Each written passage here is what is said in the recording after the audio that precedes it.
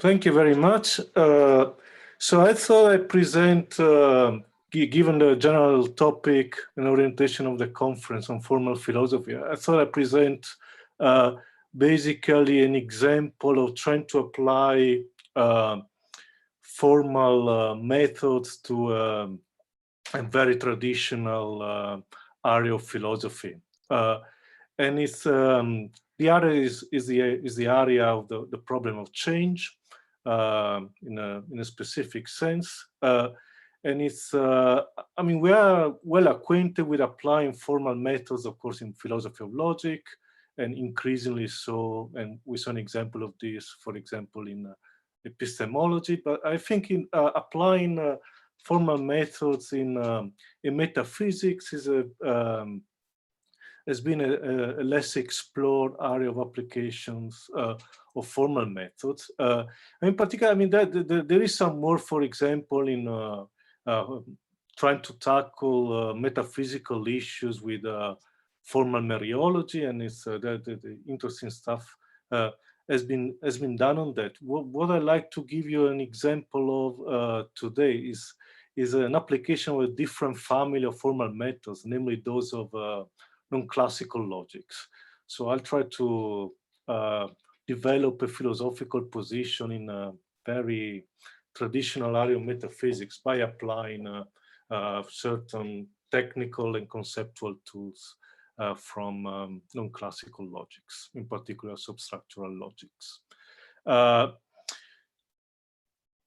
So now more in detail, I'm going to focus, I said I'm going to talk about change. I'm going to focus on a very specific problem in the area of the philosophy of change, which I'm going to call the paradox of changing.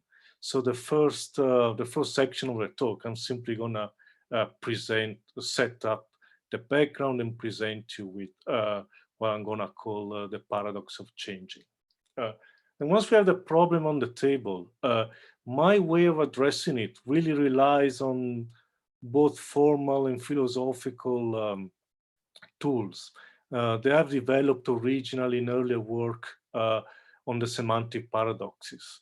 So since so in the second section of the talk, there's going to really be a bit of a digression into the semantic paradox. I'm going to very briefly introduce you to the main formal and philosophical points that I developed with respect to the semantic paradoxes are going to be useful also for the paradox of changing. And then once I've done that, we're going to jump into the third section where we're really going to try to develop this positive account of the paradox of changing. And as you see on the slides, the general theory that I developed in the case of the semantic paradox, I call it Abiotic Theory, which I'm going to explain in due time. So so I'm going to basically apply the same theory suitably modified to the paradox of changing. So that's going to be an abiotic solution to the paradox of changing.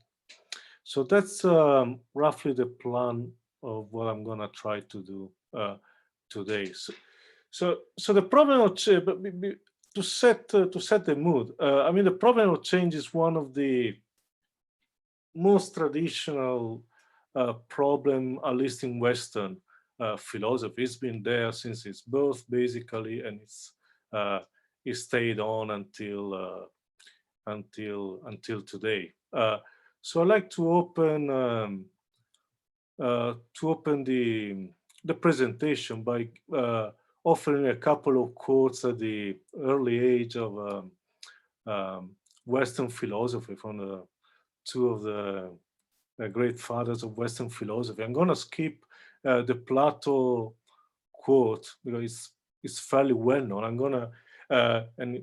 gonna just read out the Aristotle quote from Book Gamma of Metaphysics, because we're gonna see, especially in the end, my talk connects very much with that. So he's talking about philosophers that think that nothing true can be said about the natural world because it's in becoming. And he says, "Further, we are seeing all this nature changing, but there is nothing true about what is in becoming.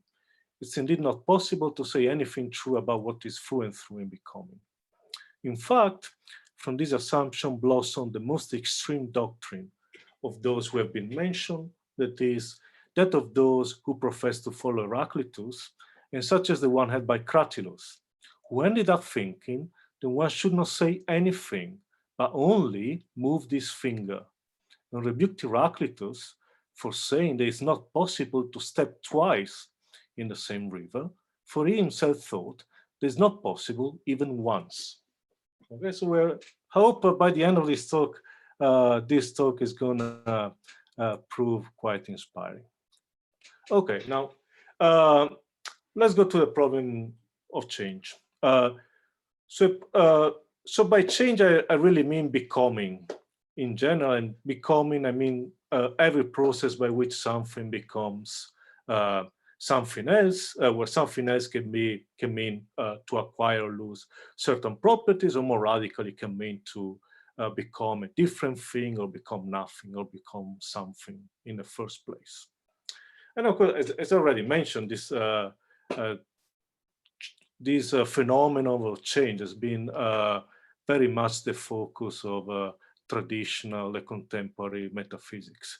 Now, in this talk, I'm not going to offer any general theory of change. There would be too much to ask. What I'd like to do is to make a first step in this direction by focusing on a very specific problem in the area of change. And this very specific problem I'm going to call the paradox of changing. So let me then put on the table what I take the paradox to be. So the paradox of change, that's basically a problem concerning what is happening at the time when a certain thing is changing. Okay, so it's going to be useful to fix on a particular example. So we can suppose we have a ball that is at rest, and then someone comes, kicks the ball and sets it into motion. So we're going to call the ball B, and we're going to focus, so the B goes from rest to motion. So presumably there is in a minimal sense, there is a time at which B is changing from rest to motion. And we're going to call that time the time t. So our question is, at time t, what is B doing in terms of rest or motion? Is it in rest? Is it in motion? Neither, both, what? So B is a normal dry, common-sized good, and it seems that for this kind of objects, at least the two states of rest and motion are both exhaustive, so that one object must always be in either of the two, and exclusive. So if one object is in one state, it cannot be at the same time in the other state. So since rest and motions are exclusive for B at t, then we know that t, B is either at rest or in motion. So then our question is which one of the two? And the problem is that both options on reflection seem untenable. So suppose, for example, that at t, B is at rest. Now, if it's at rest by exclusivity of rest and motion, it follows that it's not in motion. So it would seem to follow that t, B is still at rest and not yet in motion. But if it's still at rest and not yet in motion, then surely it's not changing. It seems that t in that case would be too early with respect to B is changing. But by stipulation, t is the time at which B is changing. So B cannot be still at rest at t. And we have a similar consideration if we consider the other option, namely the B is in motion at t. But if it's in motion at t, then again by exclusivity of rest and motion, it follows that it's not at rest. And so it would seem to follow that at t, B is already in motion and no longer at rest. But if it's already in motion, no longer at rest, then certainly this time t comes too late with respect to B is changing from rest to motion, since B is just simply in motion and is already changed. But again, by t is supposed to be the time of changing, So it's not possible. It seems to follow it's not possible that T is in motion. But this by exhaustivity, these were the only two options. It must be either at rest or in motion, but both options seems incompatible with T being the real time of changing. So we have a paradox. At the time of change, it must be either at rest or in motion, but no matter which one, it seems is in a state that's incompatible with changing at that time. Okay, so that's the paradox, and I present it informally. I give a slightly more formal presentation later, but it's already clear from the informal presentation that the paradox has a structure and has different assumptions to it. So, for example, I'm assuming that it makes sense, at least minimally, to talk about the time at which B is changing. I'm assuming explicitly that rest and motion are exhaustive. For B at T, I'm assuming that they're also exclusive. And then this little reasoning with disjunction and then examining both disjuncts. If you formalize it, it's going to reveal itself to be a form of what logicians call reasoning by cases or disjunction elimination. So that's also at play.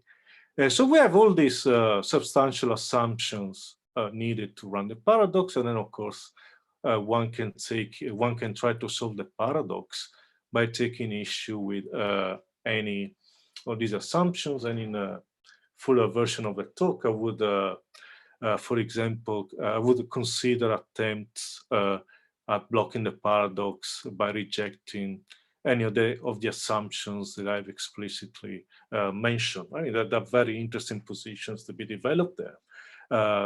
And I have something critical to say about each of them. But for lack of time, I'm not really gonna go into that. So I'm gonna assume that we like to develop a position where actually all the explicit assumptions I've just listed hold, and we try to block the paradox by finding something else that is questionable. So I'm gonna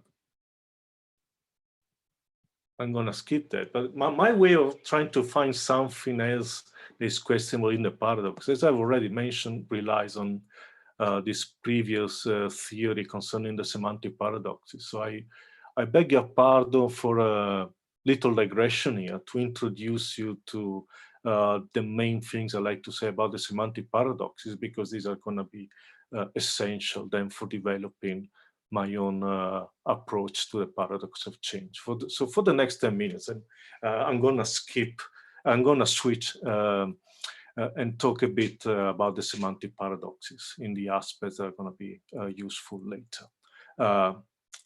So there we go. So let's assume that we have a standard language where we have a T and F as truth and falsity predicates, that for every sentence phi in the language also has a name referring to the sentence, which on the slides I'm going to indicate by putting the sentence phi within corner quotes. And then we're going to assume that we have a self-reference in the language, so that in particular we have a sentence lambda that is identical with the sentence the lambda is false. Then we can run a version of the liar paradox. And for our purposes, the version I like to put on the table is one that is relatively little known, and as far as I know is due to Richard Heck. But it's going to be the most useful and insightful version for our purposes. So here it goes, whereby exhaustivity of truth and falsity, we know that lambda is either true or false. But here again, both options seem untenable. So take first the option the lambda is true. Then by exclusivity of truth and falsity, lambda is not false. But the lambda is not false. That's just the negation of lambda, because lambda is the sentence and lambda is false. So it would seem to follow that we have a case where lambda is true, but its negation holds. And that seems incompatible with the laws of truth. It's not possible that a sentence is true, but what holds is its negation. So the option the lambda is true doesn't seem tenable. But then, of course, we have a similar argument available for the other option, namely the lambda is false. Because if lambda is false, then by exclusivity of truth and falsity, it would follow that lambda is not true. So it would seem to follow that we have a situation where we have a sentence that holds, namely lambda, because lambda is the sentence that lambda is false. But that sentence that holds is not true, because lambda is not true. And that again seems incompatible with the laws of truth. It's not possible that a sentence holds, but the sentence is not true. So again, either option seems untenable, but this either option must be the case because lambda is true or lambda is false. So again, we seem to have a paradox. Okay. Now, my idea of solving this paradox comes up more clearly if we formalize it a little bit.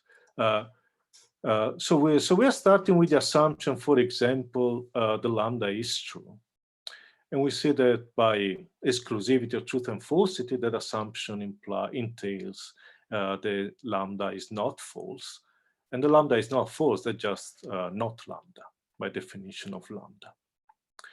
Then we make, then when we try to derive from this what I said is incompatible with the laws of truth, namely that there is a sentence like lambda that is true by its negation holds, what we have to apply is a kind of principle concerning conjunction, that if a certain premise yields a conjunct, like here, and a premise yields the other conjunct, like here, then by putting together the premises, which in this case is two occurrences of T of lambda, then we can derive the conjunction.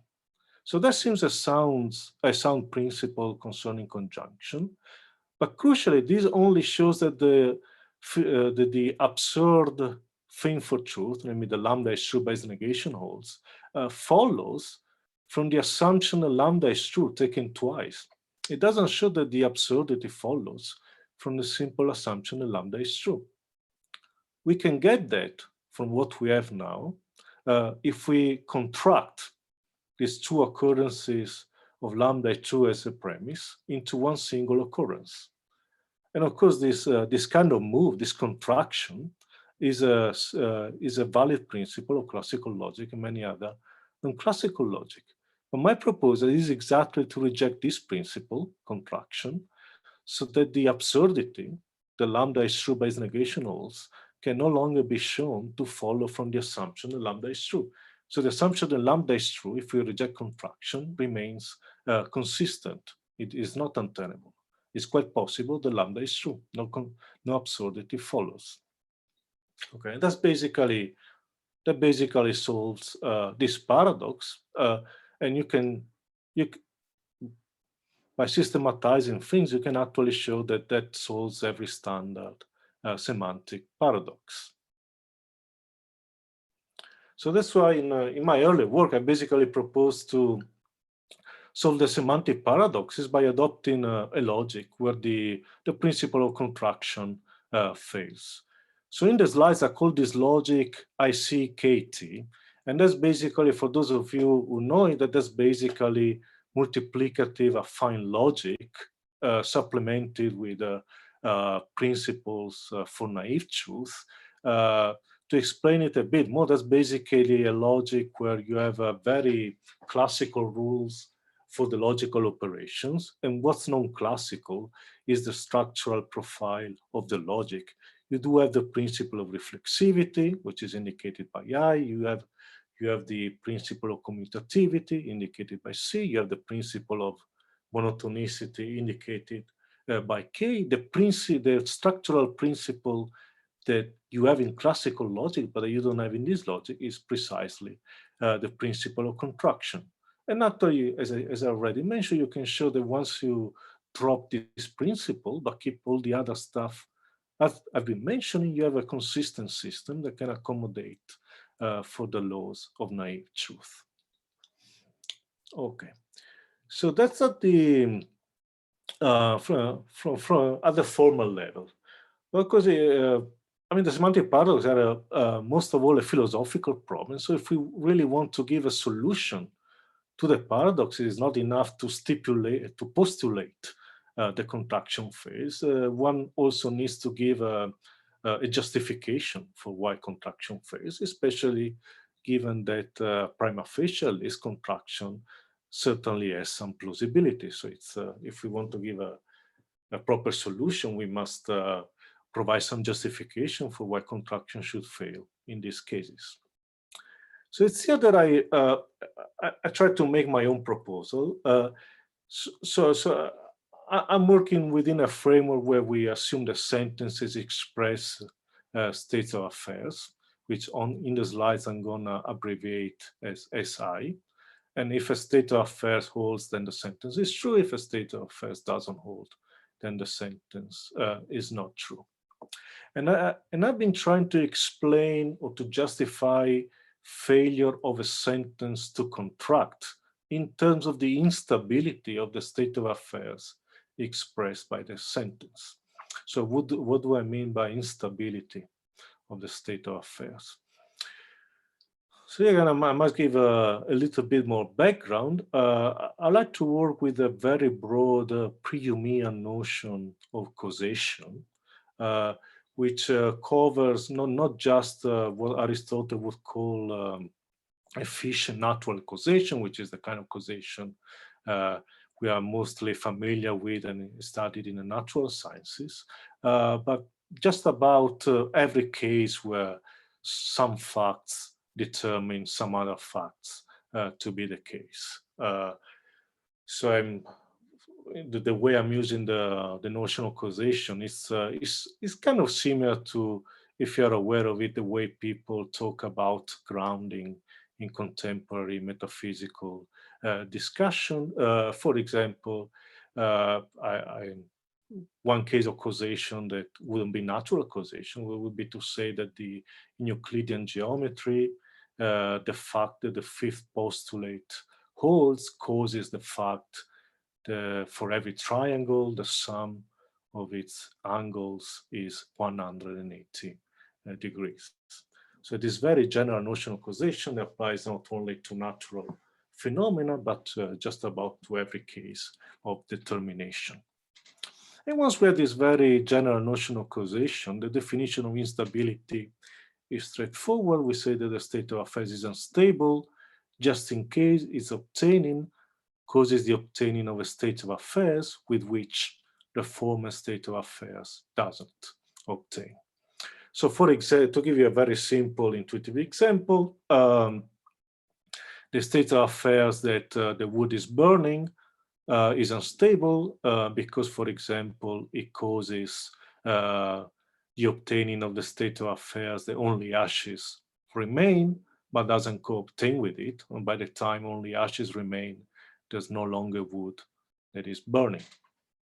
Okay, so that's unstable in the natural realm, but one can also think of examples of instability in other realms.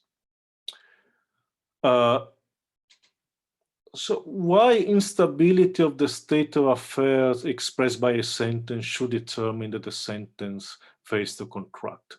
Well, it is a simple and straightforward argument. Suppose that we have a sentence phi that fails to we have a sentence phi that expresses a state of affairs S, and suppose that S is unstable. In particular, is unstable with respect to T.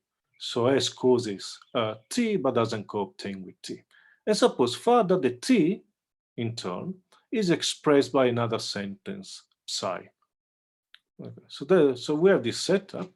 Then because S causes T, then it seems plausible to assume that at the logical level, this should be reflected by the fact that phi, which expresses S, entails psi, which expresses T.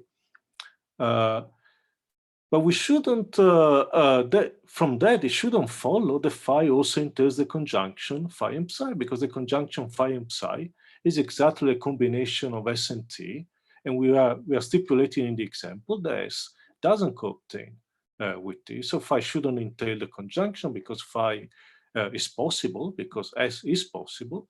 And something possible shouldn't entail something false, such as the conjunction of phi and psi. Now that shows that if we have instability of the state of affairs expressed by phi, then what fails at the logical level immediately is the principle here that I call persistence, which is the principle that if phi entails psi, then it also entails its conjunction with psi.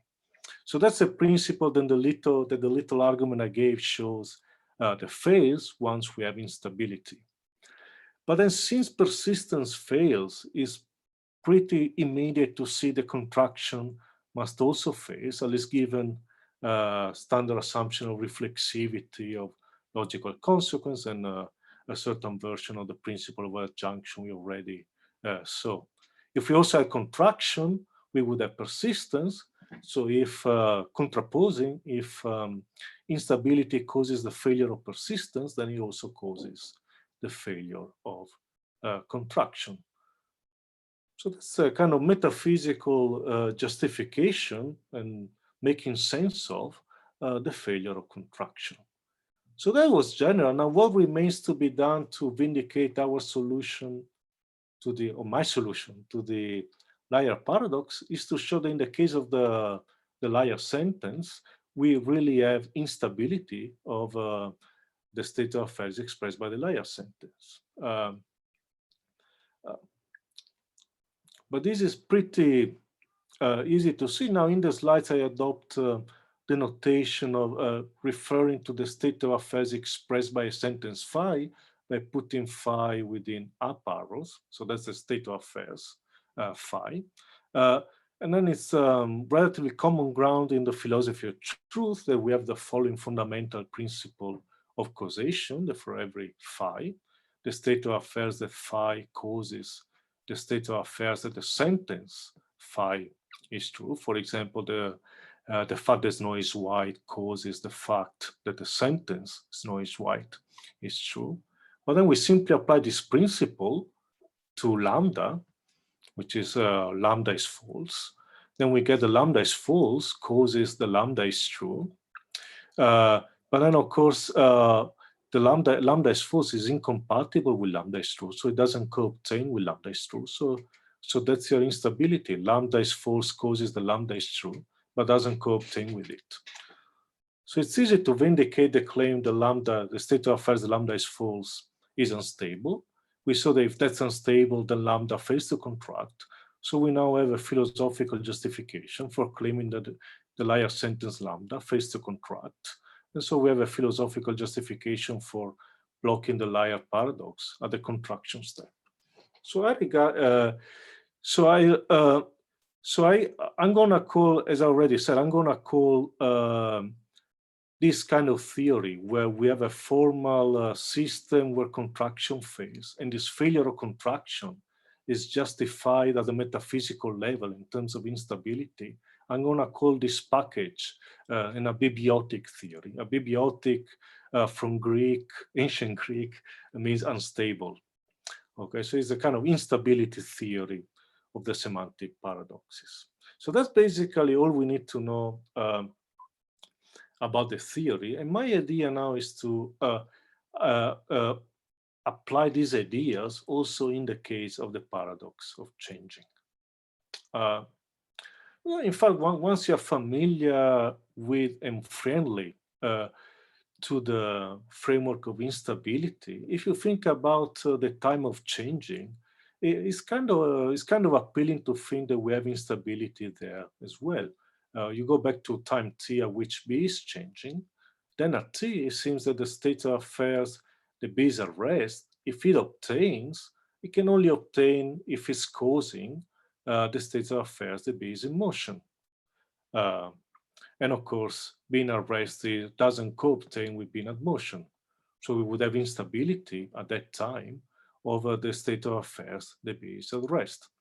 And vice versa, is also appealing to think that at the time of changing of B, if the state of affairs that B is in motion obtains already, then it can only obtain by still causing the state of affairs that B is at rest. Of course, it doesn't co-obtain with this, so that's also unstable. So should you clarify immediately that by saying that, for example, B is at rest causes B is in motion at the time of change? I don't mean causing in the sense of natural causation. There wouldn't be a very plausible claim. I really mean at the level of metaphysical determination, at the level of grounding. What I mean is that at the time of changing, the fact that B is at rest, if it obtains, makes it already the case that B is in motion, and vice versa. So that's the sense in which I'm claiming causation from rest to motion, and vice versa from motion to rest, in terms of grounding, or making it the case that the other fact obtains. And I take it as understood if you're are all friendly with a framework of instability. That's a plausible claim and describes the sense of transformation that we have concerning the time of changing. So I'd like to assume from now on that we do have this kind of instability at the time of changing of the state of affairs that B is at rest and the state of affairs that B is in motion. So since we have this at the metaphysical level, then I like now to see how this is reflected this can be reflected at a logical level of a non-contractive system. So we are gonna now build up a very little simple system. There's supposed to be a system that describes what's the case at the time of B is changing from rest to motion. So we're going to have two predicates for rest and motion, R and M, respectively. And then we're going to stick for the time being to this background multiplicative affine logic, ICK, with these two predicates. And we're going to capture the idea of changing, we're going to add to the basic logic these two systems. So we're going to get this in extended system, which I call ICK-CH, for CH for changing. And it's basically the two principles we are adding are the entailments. Since we have the causation from rest to motion, we're going to add the entailment, the corresponding entailment. The B is at rest entails B is in motion. And since we also have the other way around causation from motion to rest, we're also going to add the corresponding entailment. The B is in motion entails the B is at rest. So we add this to capture the two-way causation between rest and motion. Then, since we have for the time being, we have rest and motion as primitive predicates, we want to enforce that they are exhaustive and exclusive. So we're going to correspondingly add this, the two principles of exhaustivity and of exclusivity. And given these additions to the system, then the system is strong enough actually to prove that at the time of changing is absurd, for example, to claim the conjunction the B is still at rest and not yet in motion, as desired. I said this is one of the things I want to keep fixed. That if it's the time of change, it is not possible that B is still at rest and not yet in motion. And correspondingly, the system can also prove that the conjunction is absurd to the fact that B is already in motion and no longer in rest. We can also prove that this conjunction is absurd at the time of changing. But then you might think the system is actually too strong because it seems like the system also satisfies the relevant version of reasoning by cases. So you might think the system is validating all the principles they have explicitly mentioned that generate the paradox of changing. So it seems like I'm accepting every principle that generates the paradox. So I'm ending up in a paradox myself. So that's it's true that the system validates all the principles that I've explicitly mentioned at the time I presented the paradox of changing. But there is at least one further principle at work in the paradox of changing that I haven't explicitly mentioned when I presented it, but it emerges quite clearly again if we provide a little bit more formalized version of the paradox of changing. So there it goes, and it's, as you see, it is unsurprisingly structurally identical to the version I presented of the liar paradox. So we start with the assumption the B is at rest to see if we can derive that it's absurd. By exclusivity of rest and motion, B is at rest entails the B is not in motion. Now, by the principle of adjunction, the assumption that B is at rest, taken twice, entails the absurd conjunction that B is still at rest and not yet in motion, which is absurd at the time of changing. But now to derive from this that the assumption that B is at rest itself entails the absurd conjunction, as you see it, we need to do a contraction step. Without a contraction step, no problem has been made out for the simple assumption that B is at rest. Without contraction, the assumption that B is at rest doesn't entail the absurd conjunction that B is at rest and not yet in motion. So their assumption without contraction remains perfectly possible, consistent with B is changing from rest to motion, and that's how we block the paradox. Again, not only we block it formally by rejecting contraction, but since I've already argued that the state of affairs expressed by B's arrest is unstable, we actually have a justification for blocking contraction because we know that the underlying state of affairs is unstable. So we have a philosophically justified way of blocking the paradox of changing at the hitherto hidden contraction step. And basically, I'm giving exactly the same solution to the liar paradox as to this paradox of changing. So I'm really treating them as the same as cases where we have instability and therefore failure of contraction. Okay, and then I just noticed that while contraction justifiably fails in this system, all the other, as I already noticed, all the other principles involved in the paradox of changing are validated in the system. So the system really solves the paradox of changing exactly by blocking contraction. Okay, so that's really the basic view.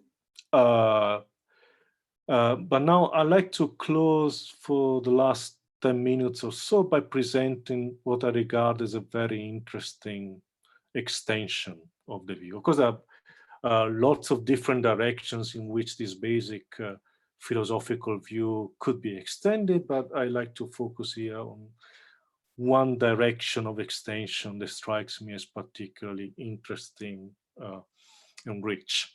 So basically, the system we have up to now is not very expressive. For example, when we consider the causation, when I said the B's arrest causes the B's in motion, that seems to cause the B's in motion in a kind of creative, forward-looking way. The B's arrest causes the B's already in motion. But then when we look at the converse causation from B's in motion to B's at rest at the time of changing, that doesn't seem to be forward-looking. It seems to be backward-looking, preservative. At the time of changing, the B's in motion causes the B is still at rest. Okay, so the causation in the two directions seems to be quite different. But up to now, we've only been theorizing with the unique general notion of causation, whereas it seems that that is two directional kinds of causation. One is forward-looking, creative. The other one is backward-looking and preservative. And this kind of failure of discrimination of direction also emerges if we consider the issue whether we can define changing in terms of causation as I did. And it's clear that we cannot, because the two-way causation between motion and rest not only holds when B is changing from rest to motion, but also holds when when the ball is stopping rather than starting to move. When the ball is stopping and is going from motion to rest, that on the current view, that's also a case where we have two-way causation between rest and motion. Of course, again, what's different in two cases is the direction of causation. In one case, we have forward-looking causation from rest to motion. In the other case, the forward-looking causation is from motion to rest. But we're not capturing that in the framework I developed up to now. What I'd like to consider is really to extend this framework now with the two directional notions of causation, but above all with the corresponding directional split of the logical operation. So I like to consider an extension of the system where for each logical operation, implication, negation, conjunction, disjunction, and so on, we have a split between a forward-looking version and a backward-looking version. So for example, to get the intuition going, we should have two conditionals, two implications. So one is forward-looking, that says if the ball is at rest, it's already in motion. And the other one is backward-looking, that says if the ball is in motion, it's still at rest. So we want to be able to distinguish logically between these two kinds of implication and correspondingly for the other logical operations. So how to do that? So I like to propose to do that by basically putting directionality in the very structure of the relation of logical consequence, in particular in the very structure of premise combination and conclusion combination. So I think we should really take premise combination now and conclusion combination as series, as sequences of premises or conclusions. So that, for example, if we have the series of premise phi 0, phi 1, and phi 2, we read this as directed in one way, so that we read this as phi 0 holds and phi 1 already holds and phi 2 already holds, and so on cumulatively. And of course, in the case of conclusions, they would be with disjunction rather than conjunction. So the idea is to read the premises and conclusion as already ordered in this directional sense. And then once we have that understanding, so that we no longer have commutation, and also it's going to be important to later on that we don't have a monotonicity either. Once we have this kind of very fine-grained structure of premises and conclusion, we can use that to imbue with directionality also the logical operations. So I already mentioned the two implications, the forward-looking one and the backward-looking one. And in the forward-looking one, that's going to be introduced by having the antecedent in the input sequence occupy a prior position with respect to the other conclusions, like here. Phi is prior with respect to delta 0, the other conclusions. Whereas the consequent occupies a posterior position with respect to the other premises. Here psi occupies a posterior position with respect to the other premises, gamma 1. And given this, then we're going to be able to introduce with the right logical behavior the forward-looking implication. So that, for example, it takes the modus ponens for it takes the antecedent as prior to the implication. And vice versa for the backward-looking one. Then the antecedent is going to occupy posterior position, whereas the consequent is going to occupy a prior position. Similarly, we're going to have two negations. One is backward-looking, we say it's not yet the case at phi, and the other one is forward-looking. And again, the backward-looking negation, as you expect, denies its operandum when the operandum is in prior position, because it's not yet the case. Whereas the forward-looking negation denies its operandum where the operandum is in posterior position. So, for example, excluded middle for the backward-looking negation would be to say either phi is the case or it's already the case that phi is not yet the case, but not vice versa. Whereas the excluded middle for the forward-looking negation is going to be the opposite. Either it's no longer the case that phi, or it's already the case that phi, but not vice versa. That's for negation. Then perhaps more easily for conjunction, we simply have a forward-looking conjunction that basically is connected with a comma premise combination, like here. Whereas the backward-looking conjunction that says a phi and is still the case that psi, that basically inverts the order of the premises or the conclusion, as here. And for this junction, something exactly analogous.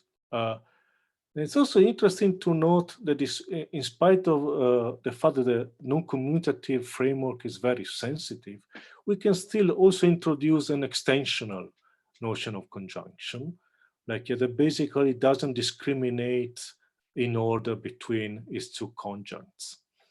And it's introduced in the way you now expect by now drawing a distinction between the order of the two conjuncts. So these are the rules, the principles for the logical operations. Then, as I already mentioned, at the level of the structural principle, we don't want to have commutativity anymore. We don't want to have monotonicity anymore. We still don't want to have contraction a fortiori. The only two principles that we want to retain are the principle of reflexivity. And then we need to add, because cut is not going to be eliminable in this system, we need to add explicitly also the principle of transitivity. And because of failure of commutativity, we actually need two different versions of this principle to get the desired strength of transitivity. So now we have this new non-commutative, non-monotonic system, which I abbreviate IS for reflexivity and cut. And the interesting thing is that in IS, we actually get what seems like a very adequate definition of base changing from rest to motion in terms of the extensional conjunction and the directional implications. So we can define the fact that B is changing from rest to motion by saying simply that consists in the fact that if B is at rest, then it's already in motion. And if it's in motion, then it's still at rest.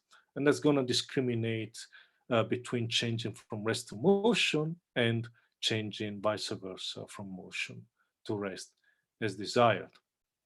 Then once we have this definition, we can actually derive the entailment from rest to motion at the time of changing and vice versa, because there's now going to be a provable principle that essentially uses simplification for extensional conjunction and modus ponens for the directional implication. And then we can go further and now actually define, for example, motion in terms of rest and directional negation, and say the motion at the time of changing consists in B's no longer being at rest. And then again, we no longer need to postulate exhaustivity and exclusivity. We can now prove them in the system. The motion and rest under this definition are both exclusive and are both exhaustive and exclusive. And then we can also prove what is absurd at the time of changing. I mean, what is absurd in this new framework is the corresponding conjunction. The B is at rest and changing, but not yet in motion. That's absurd because B is changing from rest to motion. Or correspondingly, what's absurd is the backward-looking conjunction. The B is in motion and still changing, but no longer in rest. That's also absurd. So again, we are retaining the basic format of the previous solution. We are accepting basically all the principles in the paradox of changing, except for contraction. But we now have a more discriminating, more expressive framework where we can express directionality and actually define changing in its terms. Now, just a little theorem to show what one would expect, namely that the relation between the two systems is such that the non-commutative system gives rise to the commutative system we saw earlier if we add to the non-commutative system exactly the principle of commutativity, monotonicity, and then the axiom, if you want to call it like that, that B is changing. Once we add this principle, then we get the previous commutative system. So that's exactly as expected. And now to finish, I said I think this non-commutative framework is very useful because it is more expressive. It allows to express as direction of change.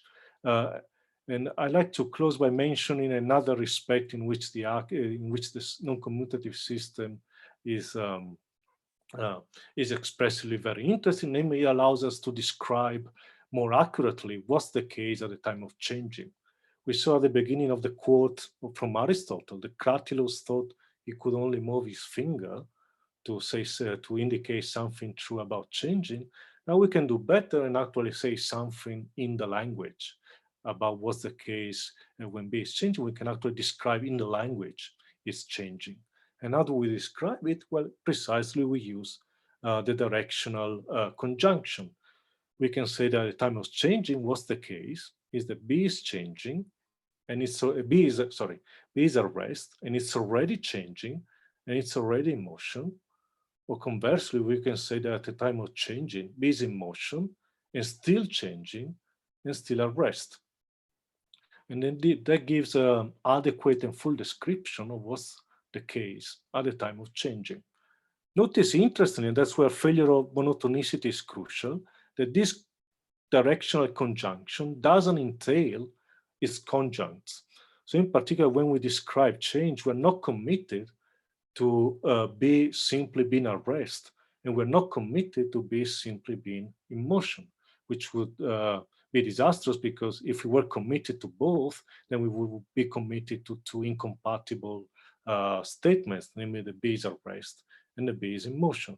So it's here where the failure of monotonicity over and above failure of commutativity also becomes crucial, and actually gives rise to a sort of holism about truth, because in the case of changing, what's true is this big directional conjunction, but none of its small conjunct is true, or at least is the full truth. What's the only thing that is true is not a simple sentence, the B is at rest, but is the big conjunction that describes the B is at rest and already changing and already in motion. So we have a kind of holism about truth in this particular case. So I'm done.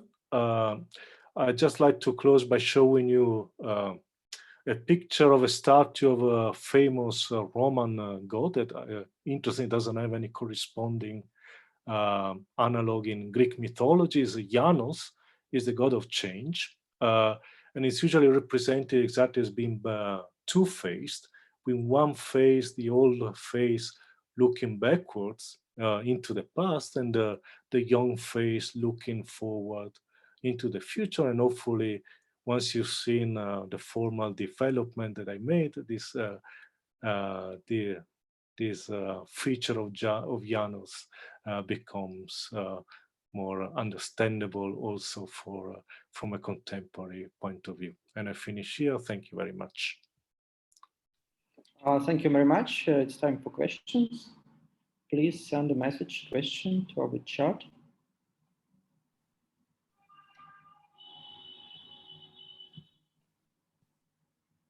Yep, Daniel, please. Thanks for your talk. It was extremely interesting. Basically, I wonder, how do you think if it would be some sort of, I don't know, useful to use fuzzy logics in order to deal with this changing paradox, since I think it can be, this sort of situation may arise where we have, for example, a point where our object is not changing, and another point in time where it starts changing, but every time between these 2 points, we would have a point where it starts changing, starts changing, etc. So maybe fuzzy logics may help us with dealing with this. Right. Yeah. There are at least three things here that are very interesting. So the first issue is fuzzy logics that's usually supposed to capture a graded notion of truth, and in the case of this phenomena like changing from rest to motion, this seems to be a graded phenomena. So you're first only very little emotion, then more and more emotion until you're fully in motion. So one would expect that the general framework of fuzzy logics is applicable here. So that seems true in general. I would like, method-wise, I would like to keep distinct as much as possible the question of graduality from the question of changing, since while it seems to be the case that they occur together, they seem to be conceptually different issues. I think with some imagination, one can think of cases of changing where the change is instantaneous rather than gradual.